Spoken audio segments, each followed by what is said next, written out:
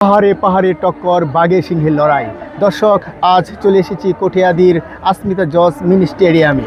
এখানে 32তম ফুটবল টুর্নামেন্টের আজকের কোয়ার্টার ফাইনালের প্রথম খেলায় মুখোমুখি হয়েছে আব্দুল মান্নান ফুটবল একাদশ বনাম হাশিম মাহমুদ ফুটবল একাদশ।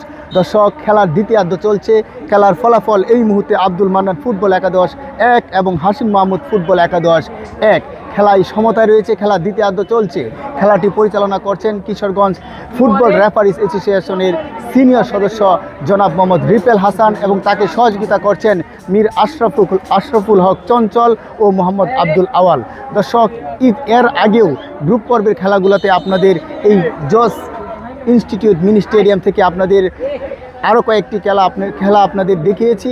আজকের এই খেলাটি কিন্তু কোয়ার্টার ফাইনালের প্রথম খেলা এবং একটি জমজমাট ম্যাচ অনুষ্ঠিত হতে যাচ্ছে। দর্শক, আপনারা দেখছেন খুবই উত্তেজনামূলক একটি খেলা চলছে। এখানে বিদেশি খেলোয়াড় সহ ঢাকা, ময়মনসিংহ এবং বিভিন্ন জেলা থেকে বিভিন্ন খেলোয়াড় এই খেলায় অংশগ্রহণ করেছে এবং যে দুইটি দল এখানে মুখোমুখি হয়েছে, একটি অষ্টগড়িয়ার আব্দুল মান্নান ফুটবল একাদশ আর একটি মুমুরদিয়ার হাশিম মাহমুদ ফুটবল একাদশ। খেলাটি কিন্তু খুবই উত্তেজনাপূর্ণমূলকভাবে চলছে।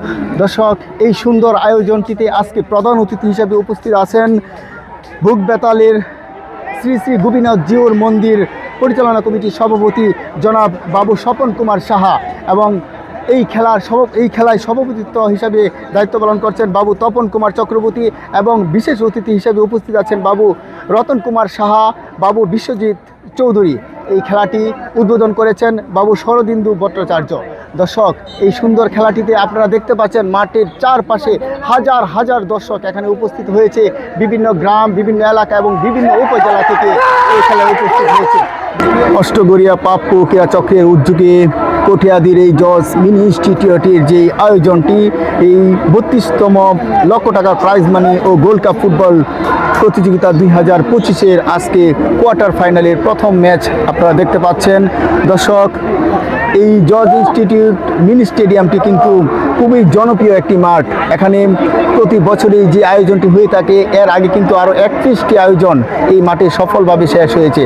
আজকের এই 2025 সালের যে 32তম আয়োজন, এই আয়োজনটি অত্যন্ত সুন্দরভাবে গ্রুপ পর্বের খেলাগুলো শেষ হয়েছে এবং আজকে কোয়ার্টার ফাইনালের খেলা চলছে।